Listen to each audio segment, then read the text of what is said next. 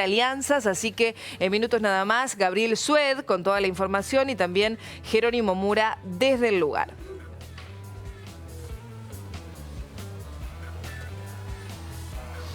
Muy bien, y seguimos hablando con Fernando y sumamos a nuestra invitada de la noticia que ayer nos dejó a todos completamente helados, ¿no? Un pediatra acusado de pedófilo y dentro de un marco tan importante como es la atención a menores, a chicos de entre 6 meses y 14 años. Está con nosotros Laura Quiñones Urquiza, ella es especialista en perfilación criminal. ¿Cómo estás, Laura?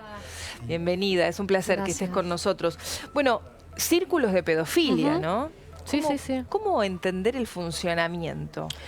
En realidad todo el método de, digamos, distribución de pornografía infantil y capacitación en cómo captar menores y abusar de ellos comenzó en los años 70 en Inglaterra con el Pedophile Information Exchange, que eran un grupo de sujetos que lo que quería era que, digamos, se baje la edad de consentimiento sexual a los niños hasta los 5 años. Ay, por Dios. Entonces, la premisa de estos sujetos que actúan en redes de pedofilia es que los niños tienen absolutamente derechos sexuales que deben ser respetados.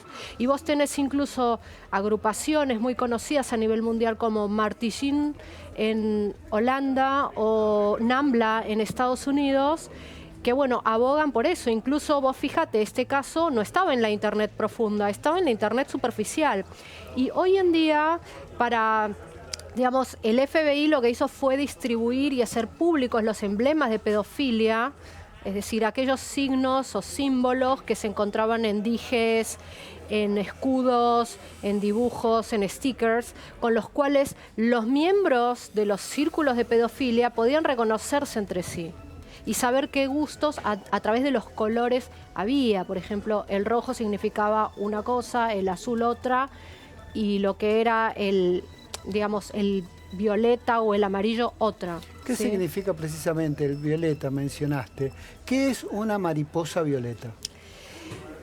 En realidad el signo de la mariposa, y esto lo puedo hacer público porque ya es público por el FBI, hay un signo, digamos un símbolo muy específico con forma de mariposa que de lo que te puede, digamos, hablar es del amor hacia los niños menores. Y el color, por ejemplo, si es rosa es hacia nenas, el azul, el celeste es hacia varones, a veces están combinadas en los colores o a veces son simplemente amarillas que digamos, se conocen algunos círculos como la bisexualidad. O sea que hay como, en esto que dice Fer me parece tremendo, hay como símbolos para que los pedófilos se encuentren. Incluso que mencionamos esto de una mariposa violeta porque el día 10 de mayo la persona que está acusada y detenida por este caso, el médico pediatra del Garrahan, en su muro de Facebook puso sin ningún otro tipo de inscripción una mariposa violeta. Que podría ser en forma de alarde, por ejemplo.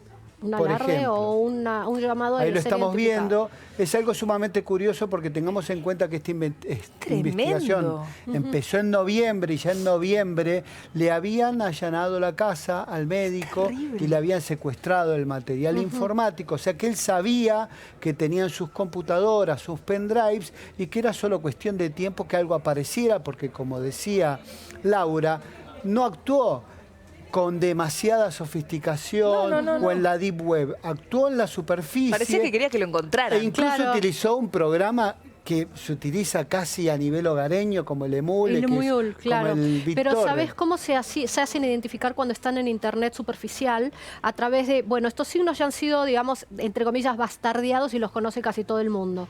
Pero hay palabras clave. Y no me corresponde, digamos, decirlas, hacerlas públicas, porque esto puede jugar en contra en investigaciones actuales. Pero sí te puedo decir que muchas de ellas utilizan las iniciales CP, que quiere decir Child Porn en inglés. Ay, por Entonces, favor. Ya sabes que en YouTube hay, tengo videos de tal palabra clave, seguí este link.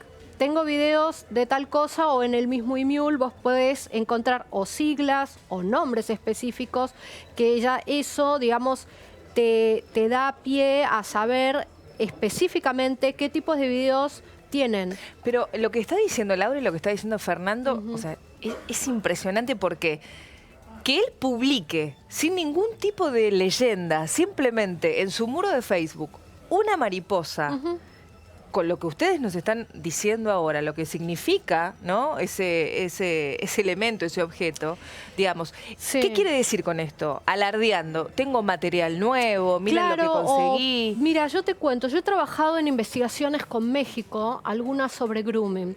Y una cosa es el Facebook real de la persona con el nombre y apellido, y otra cosa es el Facebook de mentira. Es decir, donde vos tenés, en el caso de los pederastas o pedófilos que comparten material de pornografía infantil, vos tenés un Facebook, digamos, que tiene su nombre real, pero no su personalidad real. Es decir, donde colocan fotos familiares, fotos de paisajes, y otro que tiene nombre, digamos, extraño, que no tiene nada que ver, digamos, con él, pero donde colocan material pornográfico infantil que sugiere o que, por ejemplo, tiene posiciones de menores de desnudez común y corriente o niños, no sé, en situaciones cotidianas, pero los comentarios son, claro, los comentarios son lascivos. Incluso una investigación en la que yo participé hace unos años, lo que tenía es que el perfil, digamos, falso, o sea, el real de este hombre, o sea, con el cual él se hacía conocer en los círculos de pedofilia, claro, y que estaba realmente afiliado a agrupaciones como, por ejemplo, Gay Kids con Z, que es una agrupación que en aquel momento funcionaba en Indonesia de menores, entre comillas, homosexuales, digamos, que obviamente tenía una gran cantidad de fotografías de niños, ¿se entiende? Del mismo sexo teniendo relaciones sexuales o ese tipo de posiciones lascivas. Y a través de eso uno, bueno, ya tiene muy explícito cuál es el gusto de este sujeto. Claro. Pero no el que es en realidad, digamos, el nombre real, ¿no? Pero que no es su verdadera apetencia o son sus verdaderos gustos.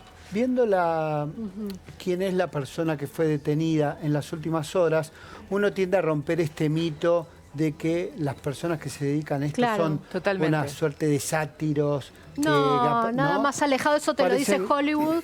Gente como cualquiera de nosotros. ¿Cómo se caracteriza? Claro. ¿Cuál es el perfil, ¿Cómo caracterizamos cuál es el perfil de un pedófilo, un pederasta que se dedica a producir? Porque este hombre tenía familia. Mira, infantil. es prácticamente imposible. ¿Por qué? Porque el pedófilo o el pederasta son personas que están socialmente tan integradas. ¿Por qué? Porque tienen una especialización en ese delito que los hace quedarse y no ser descubiertos.